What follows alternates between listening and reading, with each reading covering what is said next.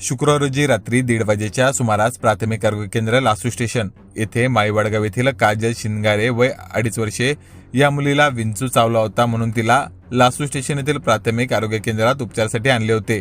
पण या मुलीला प्राथमिक आरोग्य केंद्रात वैद्यकीय अधिकारी उपलब्ध नसल्यामुळे तब्बल 2.5 तास उपचार मिळाला नाही। यामुळे रुग्णाच्या नातेवाईकांनी शिवसेनेचे उपजिल्हा प्रमुख नितीन कांजोने यांना सदर प्रकरणाची फोनवरून माहिती दिली।